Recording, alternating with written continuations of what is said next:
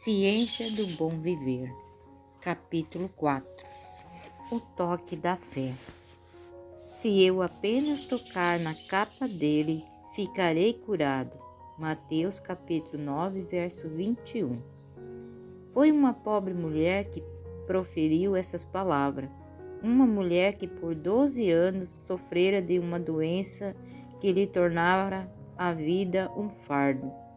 Gastara todos os seus recursos com médicos e remédio apenas para ser desenganada. Ao ouvir, porém, falar do grande médico, reviveram-lhe as esperanças. Pensou: se tão somente eu pudesse me aproximar o bastante para falar com ele, eu sararia. Cristo estava a caminho para a casa de Jairo, o rabino judeu que lhe rogara que fosse e curasse sua filha, sua desolada súplica. Minha filhinha está morrendo, venha impor as mãos sobre ela, para que seja salva e viva. Mateus capítulo 5, verso 23. Tocara o terno e compassivo coração de Cristo e pôs-se imediatamente a caminho com o líder para sua casa. Avançavam lentamente, pois a multidão os apertava a Cristo de todos os lados. Ao abrir caminho por entre a turba, o Salvador aproximou-se do lugar que se achava a enferma. Repetidamente ela buscou chegar perto dele. Era sua oportunidade. Ela não via um jeito de falar com ele. Não queria obstruir sua vagarosa marcha, mas ouvira dizer que vinha cura a um toque de suas vestes, e temendo a perder a única chance de ser restabelecida, forçou passagem para a frente, dizendo consigo mesmo: se eu apenas tocar na capa dele, ficarei curada. Mateus capítulo 9, verso 21. Cristo conhecia todos os seus pensamentos e dirigia os passos em direção a ela. Compreendia-lhe a grande necessidade e a estava ajudando a exercer a fé. Ao ele passar, a mulher se adiantou e conseguiu tocar-lhe de leve na orla das vestes. No mesmo momento, percebeu que estava curada. Naquele único toque, concentrara a fé da sua vida. Instantaneamente, desapareceram a dor e a fraqueza. Sentiu no mesmo instante a comoção como de uma corrente elétrica que lhe permanecesse pelas fibras do ser. Sobreveio-lhe uma sensação de perfeita saúde. Ela sentiu no corpo que estava curada daquele mal. Marcos capítulo 5, verso 29. Agradecida a mulher desejava imprimir sua gratidão ao poderoso médico que mais fizera por ela no único toque do que se doutores tinham feito em 12 longos anos. Mas não ousava, com o coração cheio de reconhecimento, procurava se esconder em meia multidão.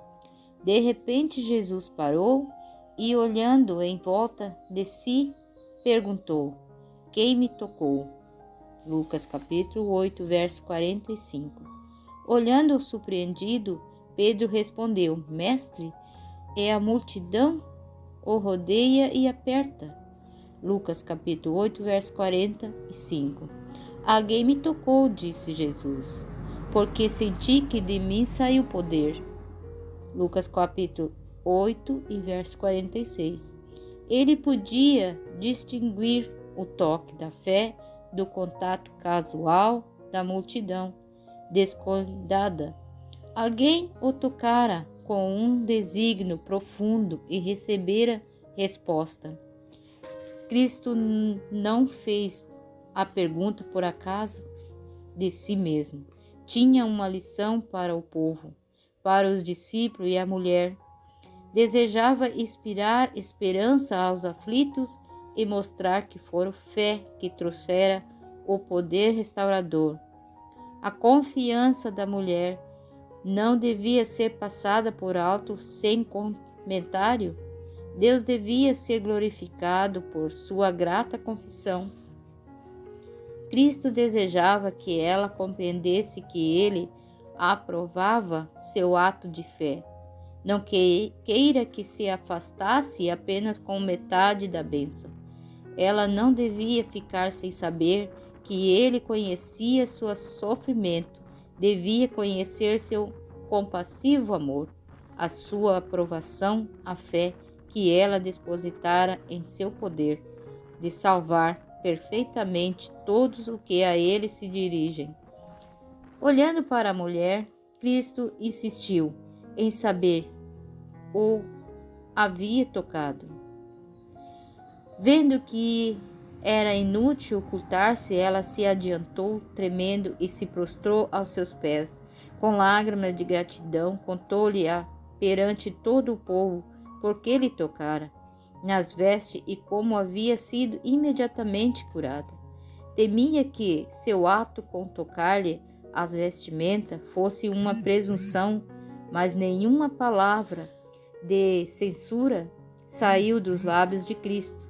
Só preferiu palavras de aprovação.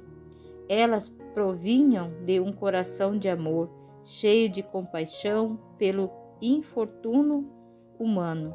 Filha, disse suavemente, a sua fé salvou você. Vá em paz. Lucas capítulo 8, verso 48. Quão animadora foram essas palavras para ela. Agora nenhum temor de haver ofendido-lhe amargurou a alegria. Aos curiosos da multidão que se comprimia em volta de Jesus, não havia sido comunicado nenhum poder vital, mas a sofredora mulher que tocava com fé recebera a cura. Assim, nas coisas espirituais difere o contato casual do toque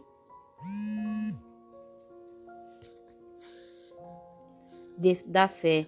Crer em Cristo meramente como o Salvador do mundo jamais trará cura à alma. A fé que é para a salvação não é um simples assentimento à verdade do Evangelho. Fé verdadeira é a que recebe a Cristo como Salvador pessoal. Deus deu seu Filho unigênito para que eu, crendo nele, não pereça, mas tenha a vida eterna. João capítulo 3, verso 16. Quando me aproximo de Cristo, segundo a sua palavra, cumpre-me acreditar que recebo sua graça salvadora. A vida que agora vivo, devo viver pela fé no Filho de Deus, que me amou e se entregou por mim. Gálatas capítulo 2, verso 20. Muitos têm a fé como uma opinião. A fé salvadora é um acordo pela qual os que recebem a Cristo se unem em aliança com Deus. Uma fé viva quer dizer aumento de vigor, segura, confiança, pela qual, mediante a graça de Cristo, a alma se torna um poder vitorioso. A fé é um conquistador, mais poderoso do que a morte. Se o doente puder ser levado a fixar com fé os olhos no poderoso médico, viveremos maravilhosos resultados. Ela trará vida ao corpo e à alma. Ao trabalhar em favor das vítimas de maus hábitos, em lugar de lhe apontar a desespero e a ruína para os quais se precipitam, façam-nos volver os olhos a Jesus. Façam-nos fixá-lo nas glórias do celestial. Isso fará mais pela salvação do corpo e da alma do que farão todos os terrores da sepultura, quando postos diante dos destituídos da força e aparentemente de esperanças. Salvos pelo seu amor, o servo de um centurião estava enfermo de paralisia entre os romanos. Os servos eram escravos comprados e vendidos nos mercados e muitas vezes tratados de forma rude e cruel. O centurião, porém, era ternamente afeiçoado ao seu servo e desejava muito seu restabelecimento. Acreditava que Jesus podia curá-lo. Não tinha visto o Salvador, mas as notícias que ouvira lhe havia inspirado fé. Apesar do formalismo dos judeus, esse romano estava convencido de que a religião judaica era superior à dele. Já rompera as barreiras do preconceito e ódio nacionais que separavam o vencedor do povo vencido. Manifestará respeito pelo culto a Deus e mostrará bondade para com os judeus, como seus adoradores. Nos ensinos de Cristo, segundo lhe havia sido transmitido, ele encontrará aquilo que satisfazia as necessidades da alma. Tudo quanto nele havia de espiritual correspondia às palavras do Salvador, mas julgara-se indigno de se aproximar de Jesus e apelou às nações dos judeus, para que apresentasse a petição em favor da cura de seu servo. Os anciãos apresentaram o caso a Jesus, insistindo nas palavras: ele merece a sua ajuda, porque é amigo do nosso povo e ele mesmo constituiu a nossa sinagoga. Lucas capítulo 7, verso 4 e 5. Entretanto, o caminho para a casa do centurião, Jesus recebe uma mensagem do próprio oficial aflito: Senhor, não se incomode, porque não sou digno de recebê-lo em minha casa. Lucas capítulo 7, verso 6. O Salvador, no entanto, prossegue em seu caminho e a centurião vai em pessoa para completar a mensagem, dizendo: não me julgue digno de ir e falar pessoalmente com o Senhor, porém diga uma palavra e o meu servo será curado. Porque também eu sou homem sujeito à autoridade, tenho soldados às minhas ordens, e digo este: vá, e ele vai, e a outro: venha, e ele vem, e ao meu servo: faça isto, e ele faz. Lucas capítulo 7, versos 7 e 8. Eu represento o poder de Roma e meu soldado reconhece a minha autoridade como suprema. Assim, representas tu o poder do infinito Deus e todas as coisas criadas obedecem à tua palavra. Podes ordenar a doença que se vá e ela te obedecerá. Fala somente uma palavra e meu servo estará curado. Vá, disse Cristo, e seja feito conforme você crê. E naquela mesma hora, o servo do centurião foi curado. Mateus capítulo 8, verso 13. Os anciãos judaicos haviam recomendado ao centurião a Cristo, por causa do favor mostrando à sua nação. Ele merece, disseram eles, porque ele mesmo construiu a nossa sinagoga. Lucas capítulo 7, verso 4 e 5. Mas o centurião disse de si mesmo: não sou digno. No entanto, ele não temeu pedir auxílio a Jesus. Não confiou em sua bondade, mas na misericórdia do Salvador. Seu único argumento era sua grande necessidade. Do mesmo modo, pode se aproximar de Cristo toda criatura humana, não por obras de justiça praticadas por nós, mas segundo a sua misericórdia.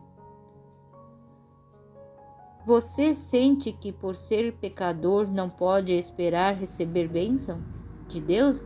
Lembre-se de que Cristo veio ao mundo para salvar pecadores.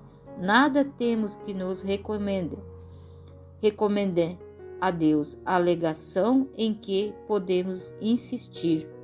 Agora e sempre é a nossa condição de inteiro desamparo que torna uma necessidade seu poder redentor. Renunciando a toda confiança em nós mesmos, podemos olhar para a cruz do Calvário e dizer: não trago nada que tenha valor, somente a cruz